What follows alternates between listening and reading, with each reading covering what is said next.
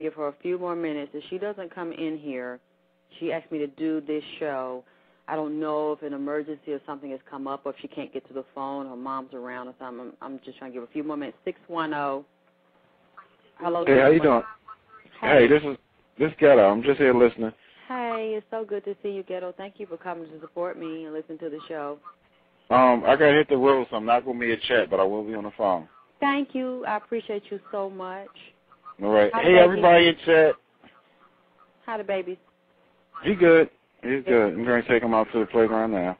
All right. Yay. You going to blow bubbles? Oh, he already dumped all the bubbles out for this week, so I might have to get some Friday. He on a bubble diet. I love bubbles. I got to do a bubble show soon. Thank you for listening to me. Sure. Thank you. 111, are you there? You just listening, 111? Do you have any questions or comments, 111? Okay, I hear you, Kim. I'm back. Is there anything you wanted to ask? Yeah, I'm still here.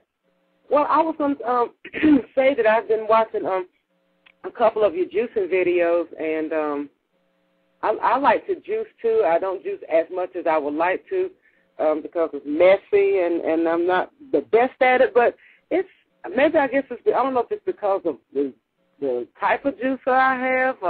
What kind you have? Because you know what, I had the Juice Man juicer, but my juicer was pretty old, and right after I did the show last week, I dropped the juicer when I was cleaning it, and I'm glad that I dropped it because I went to Walmart and I found a juicer that was much, much better. I got a Black & Decker juicer that is really, really fast. It's not messy at all. It juiced that stuff in a matter of seconds. As soon as I dropped the vegetables in there, before I even put the little stick down there to hold it down, it started just tearing up, disintegrating. The carrot turned to dust.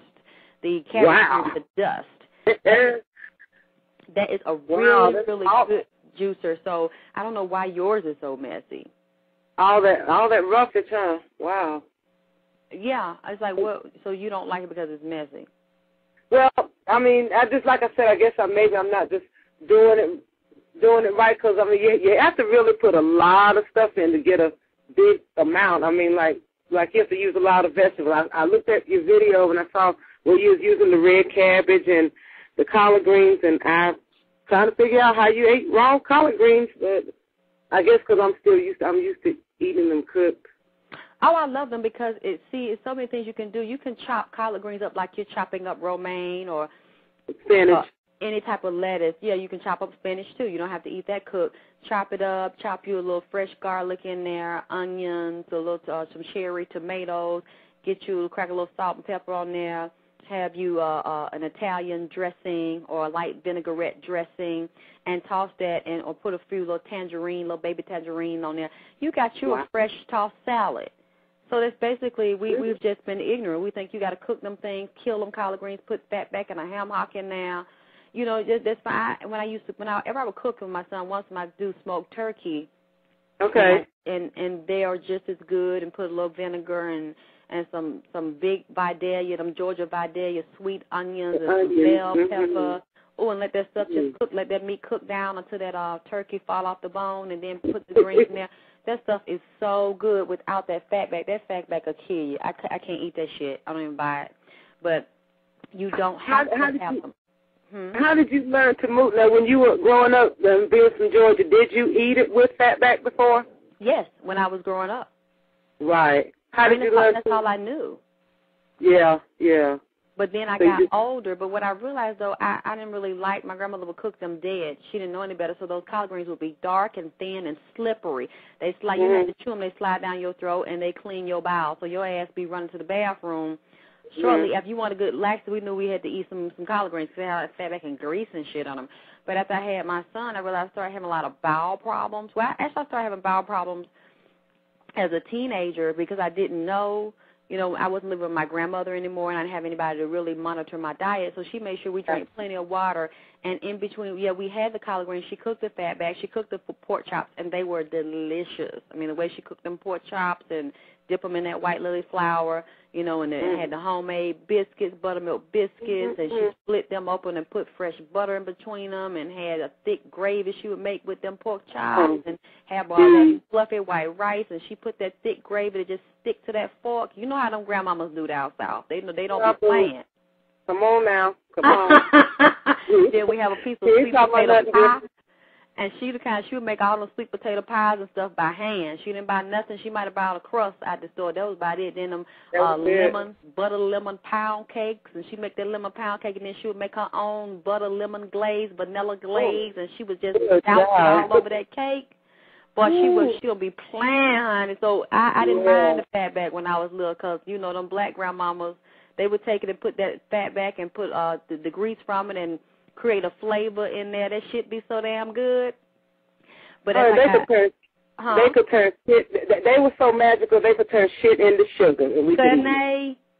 And see, but I realized, with her, she would make sure that we exercised every day. We drank plenty of water. She made sure we were cleaned out. You know, we would detox. She watched how our bowels moved. You know, made sure we had them every day, and that we were healthy and that we were strong. So we couldn't eat that stuff all the time. We didn't eat pork and stuff every day, all day. Everything was regulated. But I realized as I got older and started living with my mother wasn't like that, and she didn't cook and monitor our diets. There was a lot of dry, dead stuff. So I started having problems with my bowels. And that's when I realized that I could not eat. And then I started running into people that dealt with health that said pork is full of worms, and all that fatback clogs your arteries, and that grease from it clogs your arteries, creates worms as well as the grease, create arthritis. People think that it's natural to have arthritis because they get older, and it's not. That's from a lot of filth, a lot of worms in your body, a lot of aches and pains in your joints is from worms in your body, white flour, white sugar, white rice, white bread, all those white things. People need to stay away from those white things. And if you've been eating them all your life and eating a lot of pork, you've never detoxed, that's what's going to make you, the doctors tell you, oh, you need arthritis pills or you need blood pressure pills. You don't need that at all, or having a lot of graying in your hair. People think, oh, graying means you're wise. Well, now I know graying means you're ignorant as fuck and you're malnutritioned. Because you're not you're not supposed to have a head full of them, especially when people, I see a lot of black people walking around with that nasty goddamn yellow, dingy, gray, nap-ass shit on their head, that fluffy damn yellow shit on their damn head. That shit is not natural. That's not natural at all. That's not how you're supposed to look. You're minerally deficient.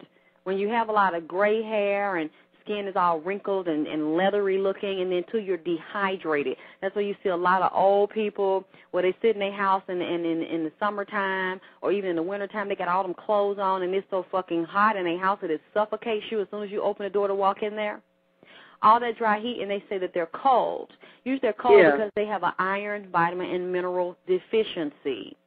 And then so you're sitting in all that hot, dry heat. Even if it's too cold, if you have too much air in the summertime, all of that air, the artificial air, and having it too high can also dehydrate your skin.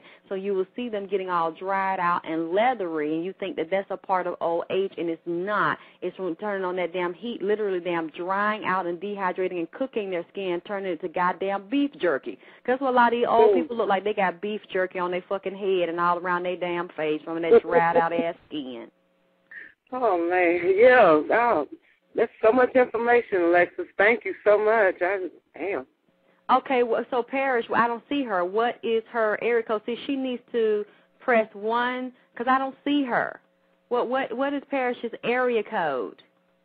Because I went through all of the phone lines trying to pick her up, and every time I go to a phone line, she says it's not her. Well, y'all, I was in, I got the, I saw the Juice Man Juicer, and it was almost like $100. I wasn't finna buy that shit. I got that Black & Decker one that cost maybe about $60 with tax. So, and plus it was like 800 watts. So that thing is really high, a high motor, and very, very fast. Actually, it worked to me better than the Juice Man Jr. So don't spend all your money. Don't think that you're getting something better just because it costs more. Compare the juicers, because a lot of companies are now competing and making juicers. Of course, you want a high-performance one, but you do not want to spend all of your money on a juicer unless you know you're getting a high-end juicer. But you should not be spending that on a Juice Man Jr. juicer, because that's really kind of like, the inexpensive one. That's not the cream of the crop. Okay. Parrish Mo, I'm trying to see. Are you on any of these lines? I've opened up all the phone lines that I can see. Unfortunately, Hello? I only.